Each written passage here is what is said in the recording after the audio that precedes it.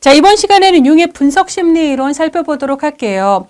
자, 융은 분석 심리 이론이고요. 프로이드는 정신 분석 이론인데요.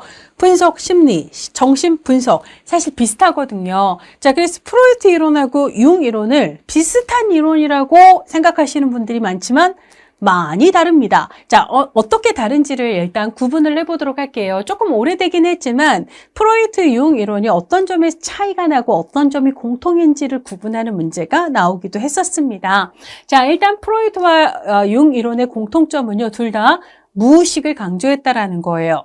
그럼 무의식이 중요하면 무의식을 통찰해야 되겠죠? 어떻게 통찰하죠? 가장 대표적인 방법으로 둘 다 꿈을 분석하거나 꿈을 해석하는 그런 이야기들을 전개를 했습니다. 여기까지는 융과 프로이드의 공통점이에요. 근데 차이점이 많거든요. 뭐가 다른지를 확실하게 구분을 해두도록 합시다. 프로이드의 정신분석 이론하고 융의 분석심리 이론은 뭐가 다른가? 무의식을 강조한 건 공통점이지만 무의식을 바라보는 관점이 너무 달라요. 자, 프로이트는요, 무의식을 의식화할 수 없는 사회적으로 허용 불가능한 충동 있잖아요. 막 공격적인 충동, 성적인 충동, 이거 함부로 꺼내놓으면 안 되거든요. 그러니까 어떻게 해요? 무의식으로 억압해요. 그럼 무의식 속에는 뭐가 있죠? 억압된 본능들, 어떤 본능들? 사회적으로 허용할 수 없는 성적이거나 공격적인 본능들이 드글드글한 이곳이 무의식이에요. 그러니까 잘 억압해야 돼요. 그렇죠? 남들 눈치채지 않도록. 이건 프로이트의 마인드고요. 융은 뭐라고 얘기를 하냐면 우리 마음속에 있는데 우리의 정신 속에 있는 나의 것인데도 불구하고 내가 그것을 의식하지 못하고 있는 거예요. 내 마음인데 내가 의식하지 못해요. 근데 그 미개척 지역을 죽을 때까지 그대로 둘 거니? 라고 얘기를 합니다. 내 마음에 있는 내가 모르는 나를 발굴하고 발견하고 이해하고 실현하자라고 얘기를 합니다. 그래서 무의식 속에 새로운 나를 내가 만나면 지금까지 살아왔던 내 모습하고 굉장히 다른 내 모습으로 살 수 있는 무궁무진한 가능성이 열린다라고 생각을 하는 거예요. 자, 그래서 무의식을 융은 창조의 샘, 미개척 분야 발굴하자, 발견하자. 그래서 남은 내 생에서 실현하자라고 이야기를 하고 있다라는 거예요. 억압의 대상이 아니라 창조의 무궁무진한 가능성의 세계로 본다라는 겁니다. 자, 그 다음에 프로이드는요, 인간의 정신세계를 의식과 무의식으로만 나눈 게 아니라, 알듯 말듯, 막 이런 지점, 뭐라고 부르죠? 전의식, 이렇게 의식, 전의식, 무의식으로 프로이드는 나눴잖아요. 자, 근데 융은 뭐라고 얘기를 하냐면 어차피 전의식도 지금은 생각이 안 나는 세계잖아. 그럼 그것도 무의식이지 라고 얘기를 하면서 특별히 전의식을 구분하지 않았습니다. 그래서 의식과 무의식으로만 나눈 후에 이 무의식을 개인적인 무의식과 집단적인 무의식, 줄여서 개인 무의식, 집단 무의식으로 구분을 했다라는 거예요. 자, 집단 무의식과 개인 무의식에 대한 설명은 53페이지 하단에 있고 조금 이따가 이야기를 하도록 하겠습니다.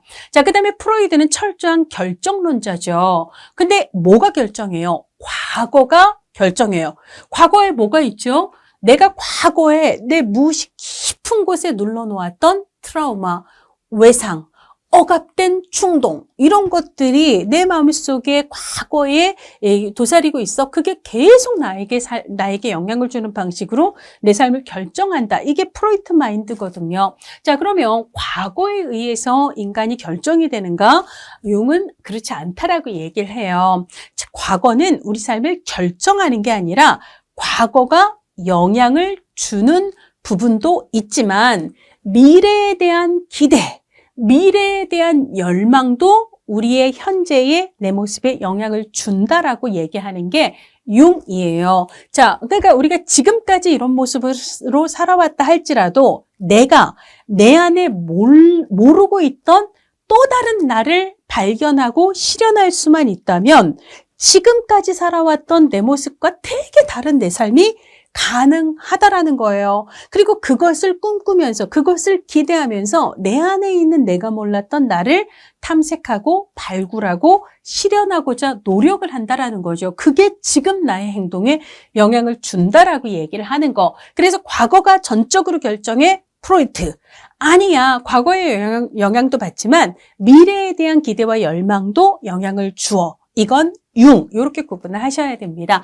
자, 그 다음에 프로이드는 심리 성적 발달 단계 5단계를 청소년기까지 얘기했잖아요. 자, 근데 융도 한때는 프로이드 너무너무 좋아했어요. 그래서 융이 프로이트를 알게 된 건 1906년입니다. 그래서 융은 스위스 사람이고요. 프로이드는 오스트리아 사람이거든요. 근데 정신과 의사로 스위스에서 활동하고 있던 융이 오스트리아 정신과 의사인 프로이트의 명성을 듣고 그 사람 좀 만나보고 싶다. 이 생각을 1906년에 처음으로 했고요. 그리고 1년 뒤인 1907년에 오스트리아 비엔나의 프로이드 자택을 찾아가 프로이드를 드디어 만납니다. 그러고 한 5년 동안은 둘이 엄청 서로 좋아 지냈어요. 사실, 그렇지는 않구나. 한 2년 정도는 둘이 엄청나게 매력을 느꼈습니다. 길지는 않았네요. 어쨌거나, 근데 이제 융 같은 경우는 프로이드가 아동 발달에 있어서 지나치게 성적인 욕망을 중심으로 하는 게 이게 되게 이해가 안 갔거든요. 그리고 이제 기본적으로 무의식을 바라보는 관점에서의 차이, 이런 것들을 프로이드랑 같이 교류를 하면서 자신이 생각하는 것과 프로이드의 생각이 상당히 많이 차이가 있다는 걸 깨달으면서 결국은 1912년에 1914년이죠. 1914년에 스위스 쭈리히의 분석심리 학파를 새로 만들면서 이제 독립을 하죠. 프로이드랑 완전히 결별을 하죠. 근데 어쨌거나 융은 성적인 이거 별로 안 좋아합니다. 자, 그래서 융은 성적인 발달 얘기한 건 아니고요. 그냥 인간의 발달을 크게 4단계로 얘기를 하고 그중에서도 3번째 단계에 해당하는 중년기 발달이 중요하다라고 얘기를 해요. 그래서 전생의 발달을 4단계로 구분을 하고, 자, 그래서 어린 시절이 있고요. 약간 청년기가 있고요. 중년기가 있고요.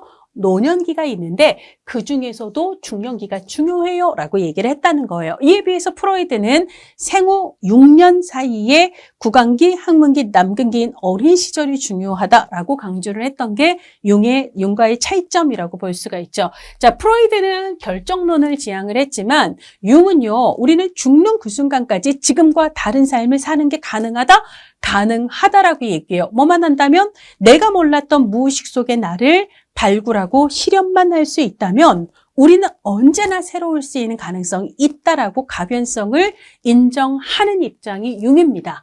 자, 그 다음에 리비도라는 말을 만든 건 프로이트예요. 근데 융이 한때는 아까 이제 1907년에 프로이트를 만나고 1909년 정도에 약간 둘이 결렬이 생기기 시작하다가 1914년에 공식적으로 결별을 하게 되는데요. 근데 어쨌거나 둘이서 서로 많이 교류를 하던 그때 프로이트가 만들었던 심리성적인 에너지인 리비도라는 말을 융도 자기 이론에서 사용을 합니다.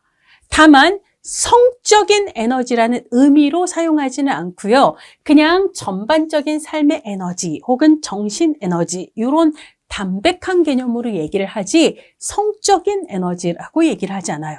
그래서 여러분들이 시험 문제를 풀 때 융 이론에서 성적인 이런 얘기 나오면 틀렸다 라고 보시면 되겠습니다. 자, 이런 차이점들이 프로이트하고 있어요. 그러니까 프로이트와 이제 다른 차이가 있습니다. 자, 53페이지의 주요 개념을 보시면은요. 아까 프로이트와 다르게 융은 의식과 무의식으로만 나누고 무의식을 개인 무의식과 집단 무의식으로 구분했다라고 얘기를 했어요. 자, 사람들의 마음에는요, 아까 이제 우리가, 이게 이제 의식이라고 생각을 해봅시다. 그럼 이제 의식 아래쪽에 엄청 큰 무의식의 세계가 있다. 이렇게 이제 얘기를 하는 거고요. 근데 그 무의식에는 개인적인 무의식도 있지만 집단적인 무의식도 있다라고 얘기를 하는데 어디가 사이즈가 더 커요? 집단 무의식이 훨씬 큰 거죠. 자, 그러면 개인 무의식이라는 건 뭐냐면 내용상으로는 프로이트랑 비슷합니다. 우리가 살아왔던 과거의 시간들 있잖아요. 그 시간들이 무의식적으로 나한테 뭔가 남은 이런 것들이 있어요. 이거는 개인의 과거. 개개인의 과거는 사람들마다 다르잖아요. 그러니까 개개인의 과거가 이 산물인 개인적 무의식은 개인마다 달라요? 같아요? 개인의 과거가 다르니 개인마다 무의식도 다르겠죠. 이건 개인 무의식입니다.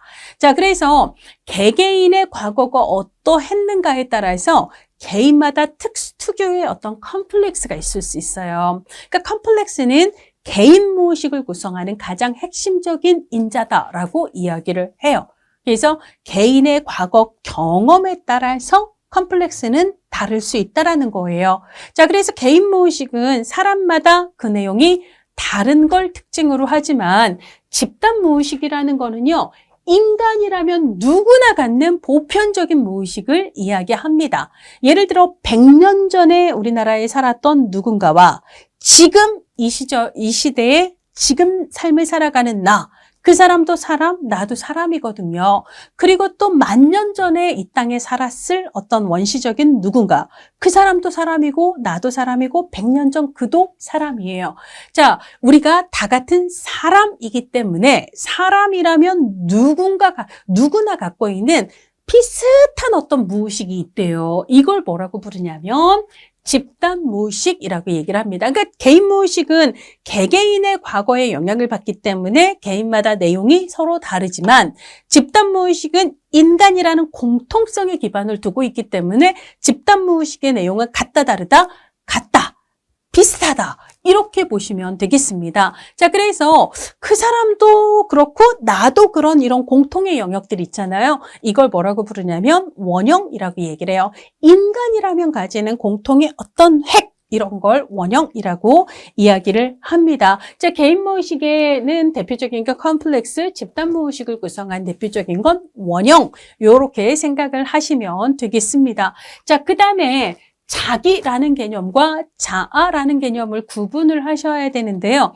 자, 일부러 셀프를 대문자로 S로 썼어요.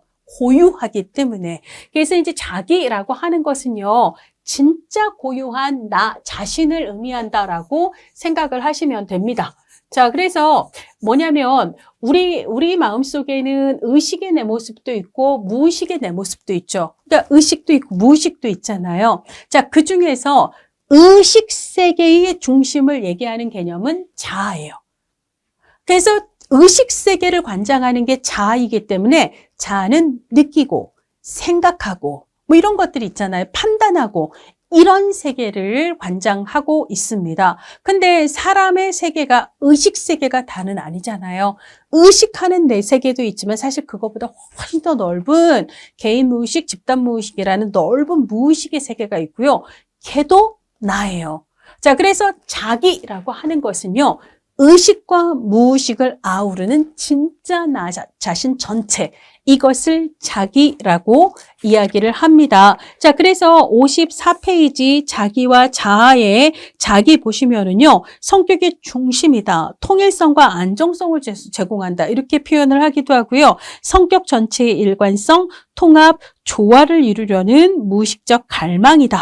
성격의 상반된 측면을 균형 있고 조화롭게 만들려는 내적 충동이다. 이게 그냥 읽어서는 이게 도대체 무슨 말이지? 라는 느낌이 드는 이런 모호한 서술이에요. 사실 융이 그래서 좀 개념이 모호하다라는 비판을 받거든요. 자, 근데 어쨌거나 자기라고 하는 거는 그냥 나의 전체를 얘기해요. 나한테 이런 모습도 있고 저런 모습도 있고요. 의식하는 무의식 이면에 또 다른 모습이 있고 약간 모순적인 것 같지만 사실은 이거를 전체를 아우러 보면 이 모습도 나 저 모습도 나거든요. 이 전체의 통일 혹은 일관성, 전체 이런 개념으로 자기를 표현을 하고 있습니다. 자, 그렇고요. 자, 그다음에 예, 그렇고 그래서 이제 55페이지 맨 위쪽에 이 자기라고 하는 건 중년기 이후에 나타나는 원형이다라고 이렇게 표현을 하고 있는데요. 이게 뭐냐면 우리가 융 같은 경우는 인생의 발달 단계를 4단계로 얘기를 하고 3번째 단계가 중년기라고 얘기를 했거든요. 그러면 중년기 전 단계는 뭐예요? 일반적으로 청년기 혹은 성인 초기라고 얘기를 하는데 청년기 혹은 성인 초기에는요. 진짜 나 이걸 발굴하고 이해하는 데 에너지를 쓰기보다는 스펙을 쌓아야 돼요. 결혼도 해야 되니 매력적인 남자, 여자가 되어야 되고 취업도 해야 되니 저 회사가 원하는 어떤 능력을 갖춰야 되고, 학교도 입학하고 싶으니 그 학교가 원하는 실력도 갖춰야 돼요. 자, 그러다 보니까 중년기 이전까지는요, 진짜 내 모습. 그래서 의식이 있고 무의식이 있을 때 내가 아직도 모르는 내 모습을 탐험하기에는 여유가 없어요. 세상이 나에게 바라는 내 모습을 만들어 가는데 바쁘거든요. 어떻게? 의식적으로. 의식의 영역이 되게 강한 시기가 청년기예요. 그러다가 중년기에 이르면 결혼도 했죠. 직장도 잡았죠. 어느 정도 사회적 성취도 했죠. 근데 이제 더 이상 사회에서 나에게 바라는 어떤 요구사항들이 중년기에 이르면 조금씩 줄어들게 돼요. 그러면서 그 에너지, 내가 외부에 썼던 내 에너지의 방향을 틀어 어디를 보게 되죠? 내가 몰랐던 내 모습을 찾아 나가게 된다라는 거예요. 그러면서 나의 전체, 온전한 전체인 의식 밑에 있는 진짜 무의식까지를 아우르게 되는 시기가 바로 중년기다라고 얘기를 하고요. 그래서 자기는, 셀프는 중년기 이후에 나타나는 원형이다, 이렇게 표현을 합니다. 자, 그래서 55페이지에 위에서 두 번째 땡 보면 자아가 자기에 가까워지기 위해서는 자아의식이 확대되어 무의식을 깨달아야 한다. 이것을 개성화라 한다라고 얘기를 하고 있는데요. 개성화라고 하는 것은 내가 나를 이해해가고 깨달아가는 과정이에요. 근데 내가 나를 이해한다라고 할 때 내가 나를 이해하잖아요. 그럼 이때 나는 뭐예요? 에고예요. 생각하고 느끼고 인식하는 내가. 그 인식의 폭을 지금 알고 있는 의식의 영역에만 머무르지 않고 내가 모르던 내 모습을 향해 의식의 지평을 넓혀가라는 거죠. 그래서 진정한 나를 찾아가라는 거죠. 그럼 이때의 나는 뭐예요? 셀프예요. 내가 진짜 나를 알아가는 과정. 이걸 뭐라고 부른다? 개성화라고 얘기를 하는데, 이게 자아가 자기에 가까워져 간다. 혹은 자아의 영역, 의식을 확대해서 무의식에 몰랐던 나까지를 아울러 간다. 이렇게 표현을 하고 있습니다. 이런 걸 개성화라고 이야기를 한다라는 거죠. 자, 그 다음에 이제 그 55페이지의 에고는 의식과 무의식을 결합시키는 원형적인 심상이며, 이 얘기예요. 그러니까 에고는 지금 현재는 내가 알고 있는 내 모습의 세계, 인식하는 그 세계의 중심인데요. 걔가 끊임없이 이 의식의 지평을 넓혀서 내가 모르고 있는 내 모습까지를 알아가기 위해서 누가 노력을 해요? 이 에고가 노력을 하는 거잖아요. 그래서 에고가 의식의 영역을 무의식으로 확장해 가요. 그래서 이것을 의식과 무의식을 결합시켜 간다, 이렇게 표현을 하고 있습니다. 자, 의식은 자아에 의해서 지배가 된다. 의식 세계의 중심은 을 지배하는 자는 자아다, 생각하는 나다, 이렇게 이야기를 하고 있습니다. 뭐 그런 얘기들을 하고 있고요. 자, 그 다음에 이제 개성화는 아까 얘기했어요. 자아가 그 의식의 내가 모르는 나의 영역을 향해서 나아가는 과정을 개성화라고 이야기를 합니다. 그래서 개성화는 개인의 의식이 타인으로부터 분화되어 진정한 나 자신이 되어가는 과정. 그래서 타인으로부터 분화된다라는 말은 아까 그 얘기 있잖아요. 우리가 중년기 이전인 청년기 같은 경우는요, 그 여자, 그 남자에게 조금 더 매력적인 이성이 되기 위하여, 그 회사가 탐날 만한 인재가 되기 위하여, 그 학교가 나를 인정해 줄 만한 실력을 갖추기 위하여 노력을 하는 시기잖아요. 그때는 진짜 나 자신이라기보다는 이 사회가 원하는 내 모습이 되기 위해 나를 계속 포장하는 시기였거든요. 그러니까 내 개인의 의식이 타인, 외부 세상에 맞춰가는 시기가 청년기까지였다면, 중년기에 이르러서 개성화를 통해 내가 몰랐던 나의 세계의 지평을 넓혀가는 과정은요, 달리 얘기하면 다른 사람의 요구가 아니라 나 자신에게 내 에너지를 맞춰가는 과정이다라고 볼 수가 있고요. 이런 과정을 이제 개성화라고 이야기를 한다라고 보시면 되겠고, 자, 그래서 그 밑에 굵은 글씨 중년기에 이르러서 드디어 개성화가 일어나고요. 그럼 개성화를 통해서 내가 몰랐던 나 자신을 좀 더 알아가는 거예요. 왜 알아가요? 실현하고자. 내 남은 생에서 지금까지는 내가 몰라서 못했던 나, 이 삶을요, 아, 이런 나도 있었구나. 깨달았어요. 즉, 개성화가 일어났거든요. 그러면 그걸 어떻게 해요? 실현하는 거잖아요. 진짜 나를 실현하는 것, 이걸 자기 실현이라고 이야기를 합니다. 그래서 개성화의 과정을 통해 자기를 실현해가는 게 바로 인간 발달이다. 혹은 성격 발달이다. 융은 그렇게 이야기를 합니다. 진짜 나답게 살아가는 거죠. 그렇죠? 그래서 56페이지 맨 위쪽 인간 발달 혹은 성격 발달의 궁극적인 목적은 뭐다? 자기를 실현하는 거예요. 그렇게 이야기를 하고 있습니다. 그래서 그 밑에 땡을 보면 인간은 자기 실현을 위해 앞으로 나아가고자 하는 경향을 지닌 성장 지향적인 존재이며 성격 발달은 개성화를 통한 자기 실현의 과정이다 라고 융은 이야기를 합니다. 자, 이번에는 페르소나와 음영인데요. 페르소나는 우리가 쓰는 가면이에요. 근데 우리 누가 쓰냐면 자아가 쓰는 과면이에요. 왜냐하면 자아는 의식세계의 중심이거든요. 그래서 내가 어떤 사회적 장면 속에 있는가를 자아가 의식을 해요. 아, 사람들이 나를 보고 있구나? 그러면 밖에서는 개차반으로 행동을 하고 되게 늘어지고 지저분하더라도 누군가가 나를 보고 있는 상황이라고 의식을 하게 되면 그 의식된 상황에 걸맞는 가면을 누가 쓰게 돼요? 이 자아가 쓰게 되는 거죠. 페르소나라고 하는 것은 사회적 상황을 인식하여 그것에 맞춰 쓰는 자아의 가면이다.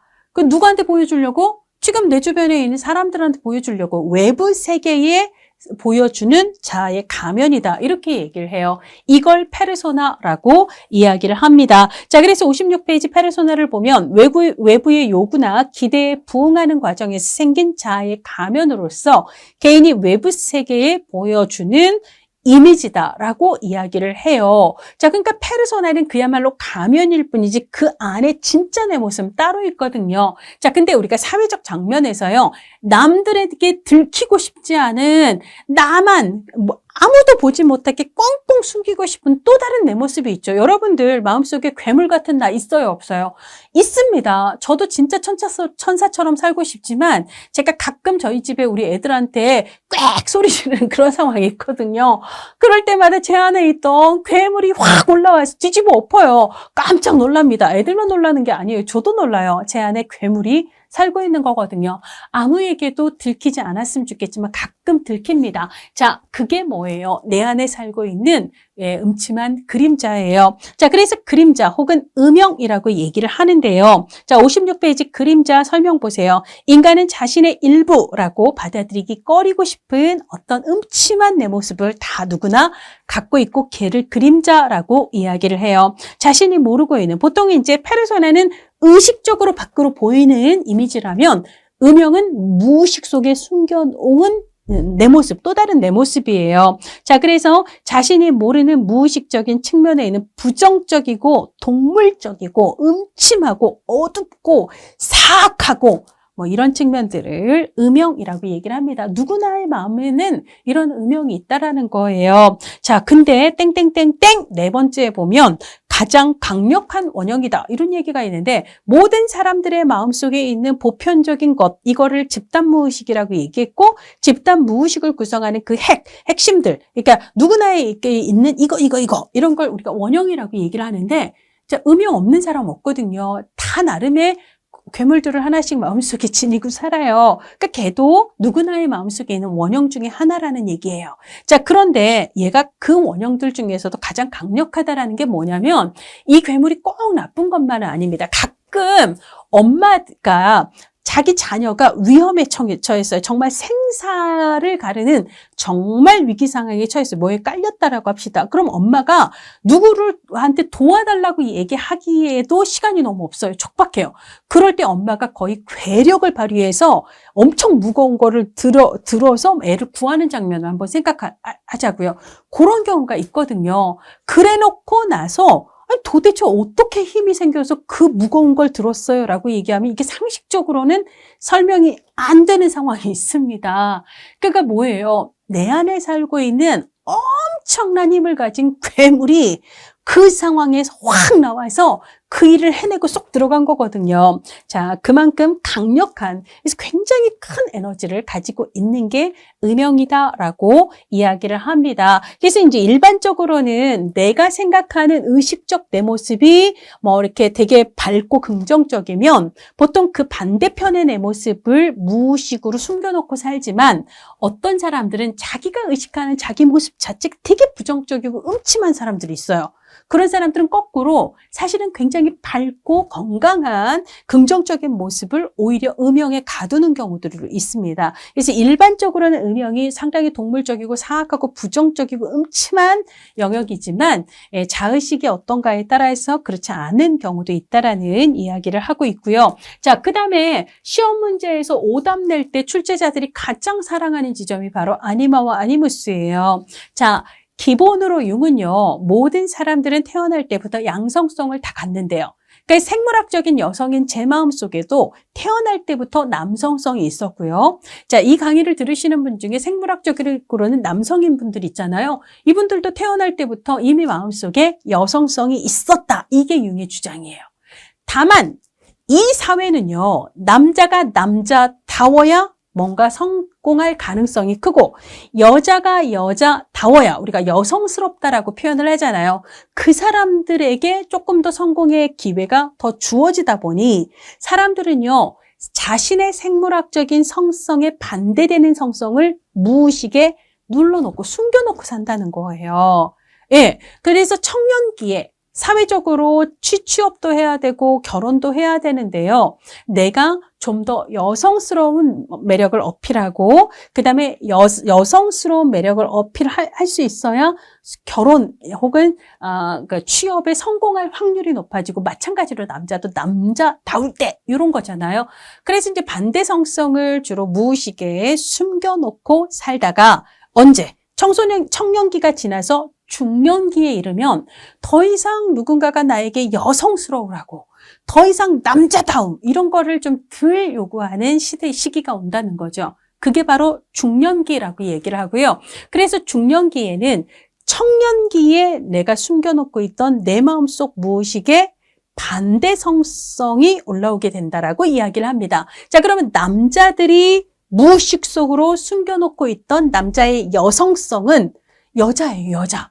춘자야, 영자야, 미자야 하는 것처럼 소피아가 됩니다. 자, 그래서 남성의 무의식적인 여성성은 아니마라고 얘기를 하고요. 자, 그 다음에 여성들이 자신의 무의식에 숨겨둔 남성성의 이름을 아니무스라고 얘기해요. 근데 이거 아니마와 아니무스 자리를 바꿔서 오답 내는 게 진짜 자주 나오거든요. 자, 남자가 숨겨놓은 여성성 아니마, 여자가 숨겨놓은 무의식의 남성성 아니무스, 이거 정확히 구분을 해주셔야 합니다. 자, 그 다음에 이제 아까 리비도는 얘기를 했어요. 프로이트가 만든 말이었고 프로이트는 얘를 성적인 욕망의 에너지라고 표현을 했지만 그 용어를 융이 사용하면서 융은 성적인 거 빼고 이걸 그냥 일반적인 정신에너지, 생활에너지, 영적인 에너지 등등으로 번역을 해요. 그래서 인생 전반에 걸쳐서 작동하는 생활에너지지 성적인 에너지는 아니다라고 융은 얘기를 했거든요. 자, 이 리비도는 프로이트가 만든 말인데 융도 사용한 용어예요. 자, 근데 그 앞에 있는 컴플렉스라는 말은 우리 컴플렉스라는 말 많이 쓰잖아요. 컴플렉스라는 용어를 만든 사람이 바로 융입니다. 근데 프로이트 이론에서도 아까 오이디푸스 컴플렉스, 그 다음에 엘렉트라 컴플렉스, 무슨 기? 남근기의 특징적인 남녀의 두 컴플렉스가 있었잖아요. 원래는 프로이트가 이거 컴플렉스라는 말 쓰지 않고요. 그냥 오이디푸스 이렇게만 얘기를 했었어요.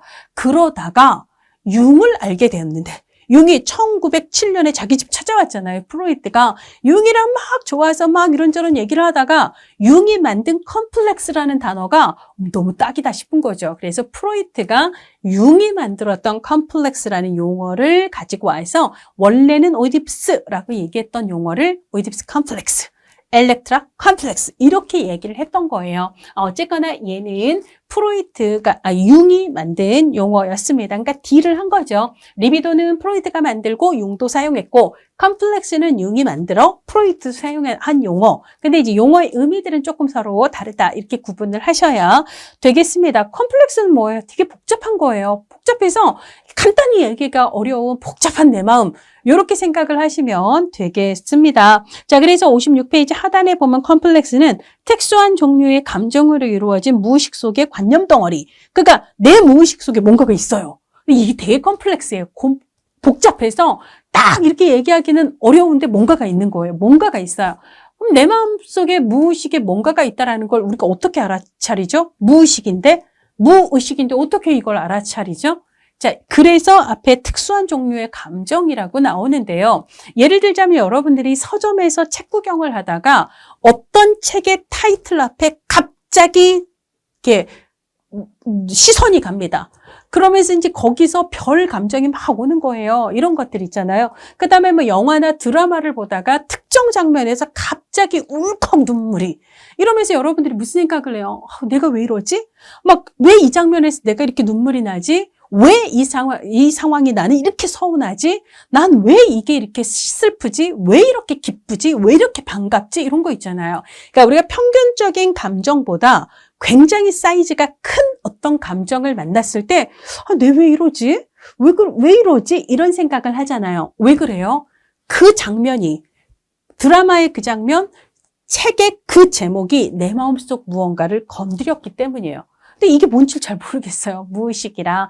그 내 마음속 무언가를 컴플렉스라고 부르는 거예요. 그리고 그걸 깨닫는 순간이 우리가 보통은 특수한 어떤 색채를 강렬하게 띈 감정을 느낄 때 내가 왜 이러지? 라고 느끼기 때문에 특수한 종류의 감정으로 이루어진 무의식적인 관념 덩어리라고 보통 이렇게 얘기를 합니다. 이 사람마다 컴플렉스가 다르죠. 왜? 컴플렉스는 집단 무의식이 아니라 개인 무의식 영역의 가장 대표적인 인자이기 때문이에요. 자, 그래서 이제 컴플렉스가 사람들에게 굉장히 큰 영향력을 미치게 되는 거고요. 컴플렉스가 긍정적 영향력을 가질 수도 있고 컴플렉스 때문에 해가고 부정적인 영향력을 행사할 수도 있다라는 얘기를 57페이지 맨 위에 이제 두 줄에서 하고 있습니다. 개인 무의식에서 많은 기억을 자신이 살아온 과거의 날들에서 이 개인 무의식의 많은 과거의 삶들이 그 개인마다의 특수한 어떤 컴플렉스를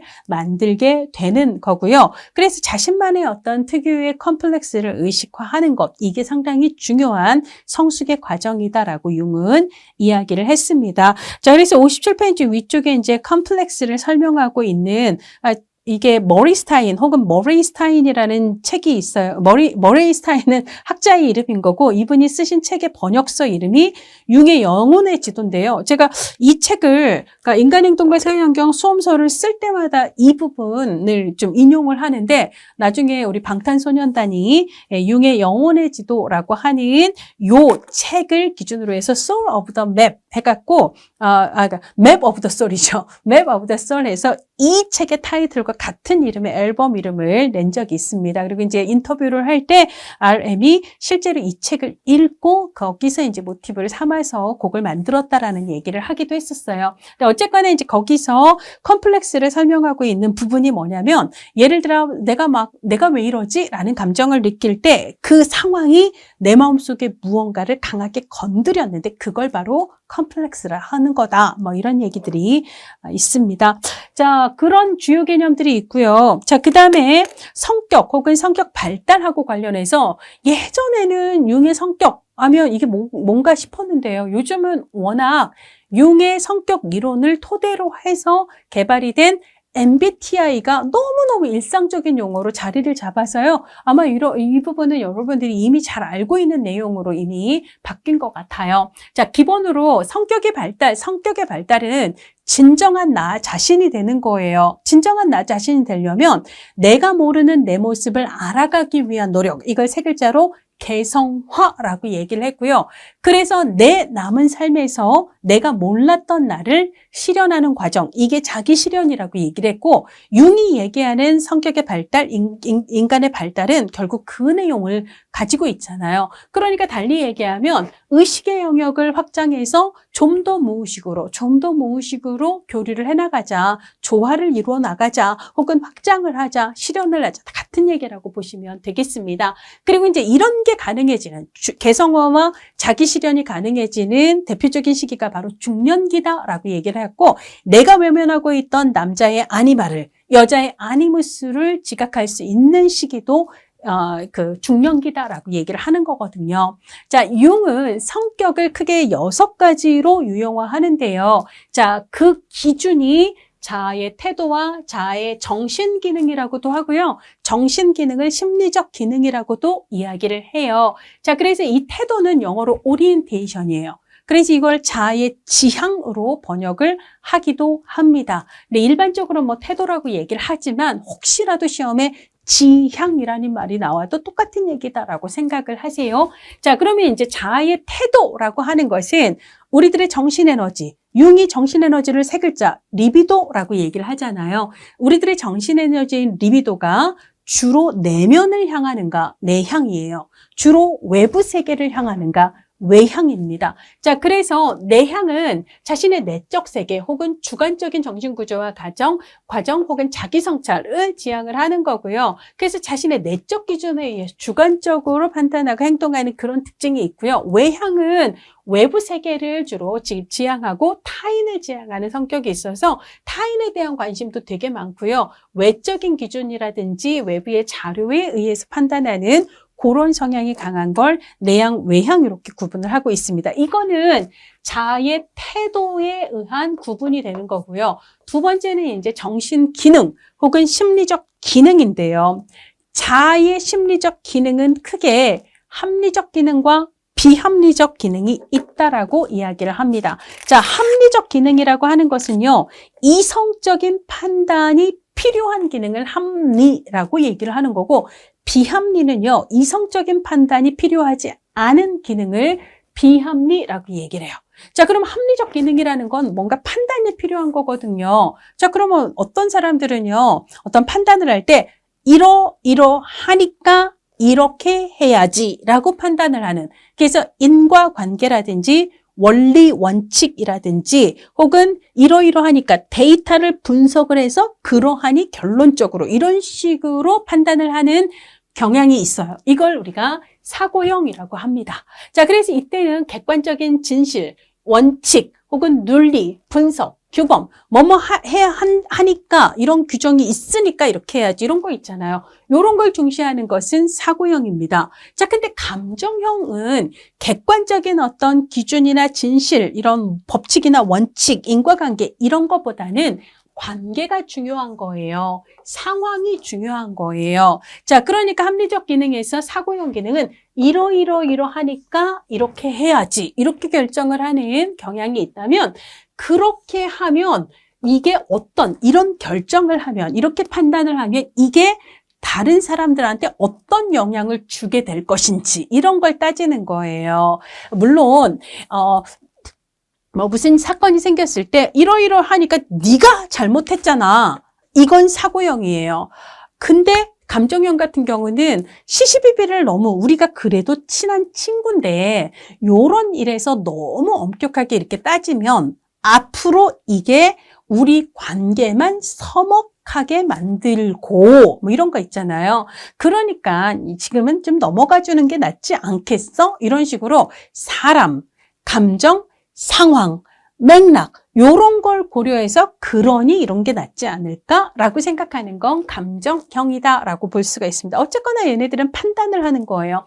자, 근데 이제 비합리적 기능, 이성적인 판단이 필요하지 않아요. 이거는 세상을 인식하는 방식입니다. 자, 감각형은요, 감각적으로 인식, 내가 본 거, 들은 거, 뭐 이런 거 있죠. 느낀 거, 뭐 이런 것들 있잖아요. 여기 막, 뜨겁네, 차갑네, 뭐 이런 거, 사람이 많네, 아이고, 막, 뭐, 이렇게 따뜻하네, 뭐 이런 것들 있잖아요. 자, 이런 거는 감각형입니다. 구체적이고 사실적인 측면에 초점을 둡니다. 자, 그래서 매우 일관성 있는 현실 수용을 추구하고요. 지금 현재 내가 보고 있는 거, 이렇게 확인하고 있는 거, 이런 거에 초점을 두는 거예요. 자, 근데 직관형은요, 내가 지금 본 거는 휘리릭 지나가요.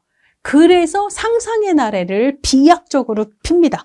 그래서 예를 들자면, 감각형 같은 경우는 내가 어딘가를 가는 길에 뭐 교통사고를 봤다. 그러면 이제 친구를 만나서 내가 여기 오는 길에 교통사고가 난 걸 봤거든. 이러면서 감각형들은 구체적으로 어느 사거리 어디 앞에서 어떤 차와 어떤 차가 부딪혀서 그 다음에 사람이 몇 명이나 모였고 경찰이 왔는지 안 왔는지 이런 것들을 막 구체적으로 설명하려고 하죠. 이건 감각형이에요. 이건 이성적인 판단이 아니라 그냥 그걸 그렇게 설명을 한다라는 거예요. 근데 직관형들은요, 내가 무엇을 어디서 어떻게 봤는가 이런 거에 초점을 둔다라기보다는 내 오면서 교통사고 난 걸 봤거든 이러면서 우리나라 정말 문제야 뭐 이런 거 있잖아요. 그래서 우리나라의 교통 체계라든지 막 이런 것들에 대해서 막 얘기를 하는 거예요. 그러니까 아까 내가 본 건 휘리릭 지나갑니다. 자, 그래서 미래의 가능성, 욕감, 직관 혹은 그래서 어쩌고 저쩌고 뭐 이런 거 변화와 다양성, 그래서 가능성과 의미, 신속, 비약 이런 것들이 이제 그